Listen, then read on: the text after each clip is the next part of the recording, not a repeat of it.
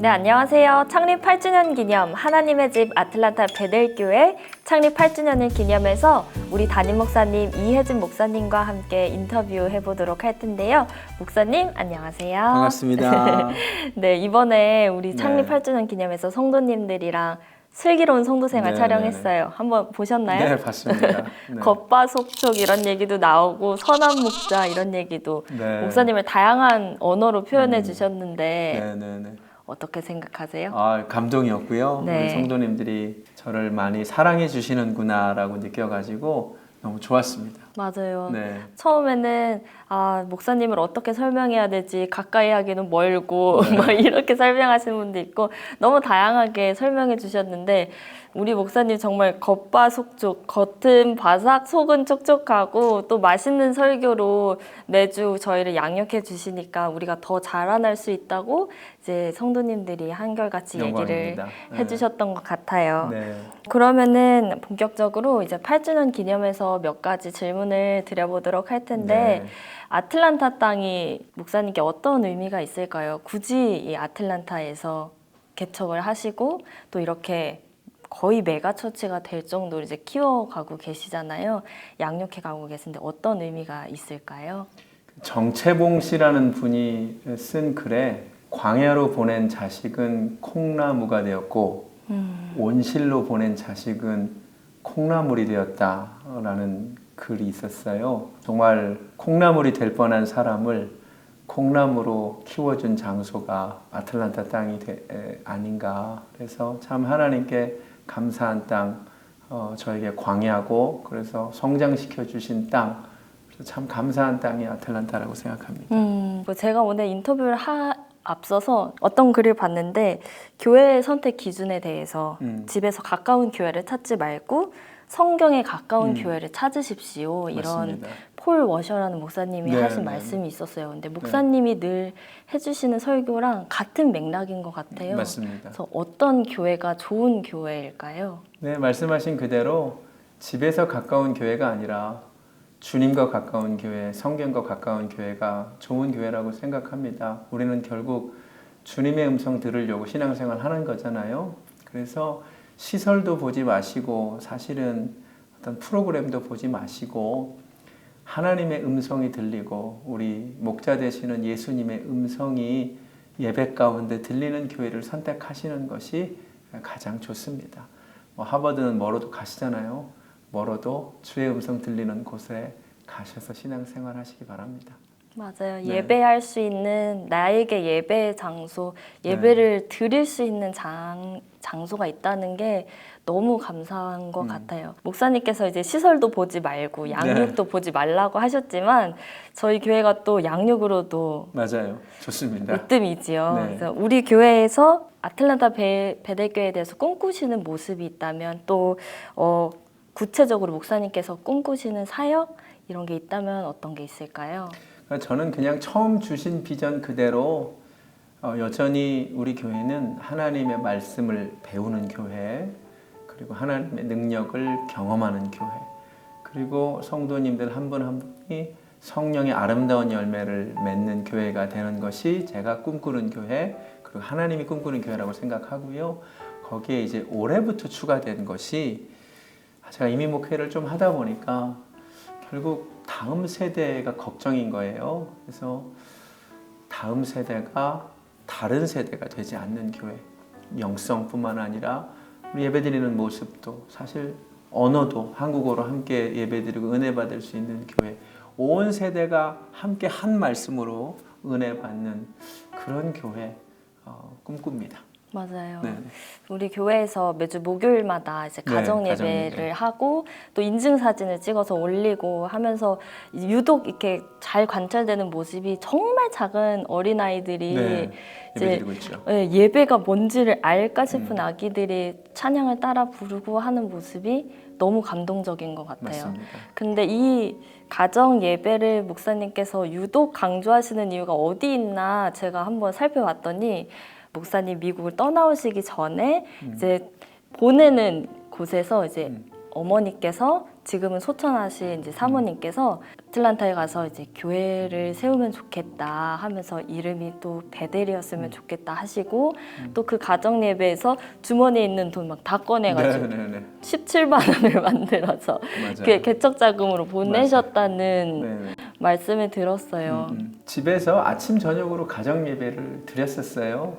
제가 가만히 보니까 단지 목사 아들이라서가 아니라 집에서 어렸을 때부터 가정 예배를 드리면서 제가 예배자가 되고 신앙인이 되었던 것 같아요. 그리고 이 가정 예배를 통하여 부모의 신앙이 나에게 이렇게 전수된 체험이 있기 때문에 저희 집에서도 우리 아이들 2살짜리 지금 다니엘도 예배드리자 그러면 예배드리거든요. 모여서 무릎 꿇고 기도하고 찬양하고 이런 모습들을 각 가정마다 보기를 원하는 거죠.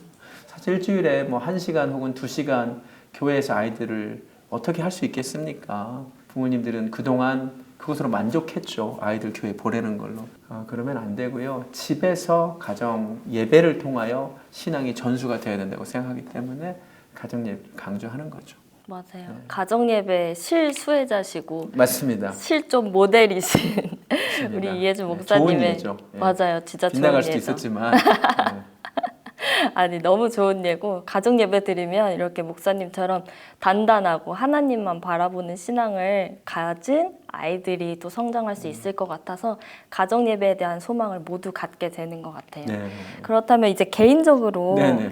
목사님의 사역의 여정이 좀 궁금해요. 이렇게 인생의 그래프를 많이 그리잖아요. 목사님의 사역의 어떤 그래프를 그려본다면 지금은 어느 단계쯤에 있을까요? 저도 궁금해요.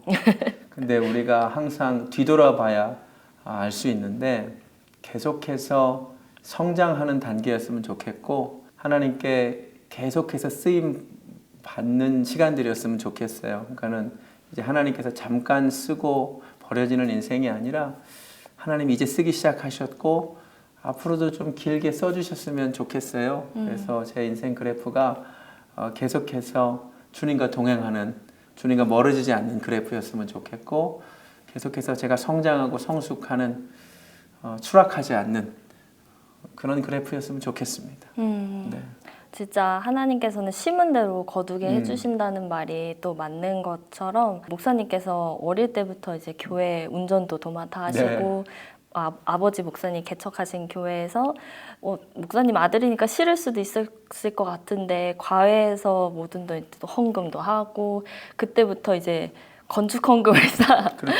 올리셔서 네. 사실 8주년이 되게 짧다면 짧은 시간인데 성도님들도 2,000명이나 가까이 되었고 네. 또 곧 이사를 앞두고 있어요. 맞습니다. 건축을 하면 목사님이 한번 쓰러지실 정도가 된다는데 네. 어떻게 보면 제가 잘 감사한 모르지만 일이죠. 감사한 일이죠. 조금은 순적하게 네, 또 그럼요. 은혜 가운데서 잘 맞습니다. 진행이 되고 있는 것 같아요. 네, 그래서 맞습니다. 네, 이사에 대해서는 어떻게 진행이 되고 있고 또 어떤 기대가 있으신지 궁금합니다. 말씀하신 대로 교회를 계획대로 건축했으면 제 머리가 다 하얗게 변했거나 이빨이 빠졌거나 아니면 또 중병에 걸렸거나 수명이 줄었거나 했을 텐데 하나님께서 저를 아시고 건축이 아닌 교회 매입 허락하셨고 하나님 은혜로 내년 5월 말에 그냥 들어가서 체육관 바닥에 의자 깔고 예배 드리려고 합니다. 새로운 공간이 주는 기대가 있고요. 그곳에서 하나님이 정말 어떤 일을 행하실까 정말 많은 기대가 있습니다. 무엇보다도 미국 사람들이 우상으로 섬기는 스포츠 센터가 예배당으로 바뀐다는 것. 이 시대가 예배당이 술집으로 바뀌고 예배당이 도박장으로 바뀌는 시대에 우리는 거꾸로 스포츠 센터가 예배당으로 바뀐다는 것이 굉장히 큰 의미가 있다고 생각하고요. 그것도 한인교회가 이런 일을 하게 된 것이 하나님께 너무 감사하고 여전히 하나님 일하시고 지금 이 시대가 뭐 부흥이 끝났다, 뭐 개척이 끝났다는 시대에 하나님이 아무도 기대하지 않았던 이 아틀란타 땅에 아무도 기대하지 않은 저 같은 사람을 통하여 이런 일을 행하고 계신다는 것이 저는 너무 감사하고 저도 기대가 됩니다. 맞아요. 하나님께서 하실 일을. 네. 이런 순간에 참여할 수 있는 것 것이 너무 축복인 것 같아요. 네. 네, 그리고 제가 되게 반가운 소식을 들었었어요. 네. 저희 남편이 얼마 전에 그냥 음. 뭔가 문의차 음흠. 이제 타주에 전화를 했었는데 저희가 아틀란타에 산다고 하니 그 전에 전혀 교회에 대한 얘기를 나누지 않았었거든요. 근데 그럼 아틀란타 베들교회 아세요? 그래서 목사님의 설교를 찾아서 듣고 계신 할렐루야. 분들이 네. 아주 많은 곳에 있는 것 같더라고요. 저희야 뭐 이 현장에서 매일매일 매주마다 당연하게 막 이렇게 좀 듣고 있지만 또 한국, 미국 여러 곳에서 듣고 계신 분들이 네, 많은 네. 것 같은데 네. 그분들께 또 인사를 한번 해주신다면 네. 실력보다 유명해지면 안 된다는데 걱정이 좀 앞서고요. 좋게 말하면 웨슬리 18세기에 사역했던 존 웨슬리가 세계는 나의 교구라는 말을 했어요. 그 당시는 자기가 맡은 지역 교구에서만 설교할 수 있을 때 웨슬리는 그 교구를 넘어서 세계가 나의 교구라고 외쳤는데 정말 이 시대는 온라인 시대, 유튜브 시대가 되면서 진짜 세계가 우리 교구가 된 시대가 열린 거예요. 그래서 우리 교회가 자리하고 있는 아틀란타 땅만이 아니라 정말 아틀란타를 넘어서 한국과 또 전 세계에 우리 교회 설교를 들으시는 분들이 계신다니 너무나 감사하고 동일하신 성령님께서 비록 온라인이지만 말씀 선포될 때에 똑같이 감동 주시고 은혜 주시기를 바라고 하나님 허락하실 때 또 대면으로 만나서 교제하는 기쁨 지금 못 만나면 우리 아마 천국에서 만나게 될 텐데 하나님이 그런 시간 허락하여 주시기를 소원하고 감사하고 축복합니다. 네, 감사합니다. 오늘 8주년 기념해서 목사님과 여러 이야기 나누어 봤는데 짧은 시간 안에 많은 일들을 이뤄주신 하나님께 너무 감사드리는 네. 것 같아요. 또 더불어서 제가 슬기로운 성도 생활 네. 촬영하면서 느낀 게 목사님께 이렇게 우정 깊은 성도님들이 함께 계셔서 너무 맞아요. 좋겠다. 감동이죠. 세상에서는 이런 그렇죠. 사람들을 만날 수 있을까 맞습니다. 싶었거든요. 그러면 우리 마지막으로 우리 성도님들께 아틀란타 베들교회 성도님들께 한 말씀 해주시면. 먼저 너무너무 감사하고 또 사랑한다는 말씀 전해드리고 싶습니다. 정말 아무것도 없던 30대 젊은 목회자 그 당시 생각해보면 뭐 신분 문제도 해결이 안 됐고 어떤 검증도 되지 않은 젊은 목사를 하나님께서 세워주셨다는 이유로 신뢰해 주시고 지금까지 사랑해 주셔서 너무 감사드린다는 말씀 드리고 싶고요. 한 사람 한 사람이 하나님께서 주시는 테스티머니가 있어요. 간증이죠. 이 테스티머니 하나하나가 모이면 스토리가 되죠.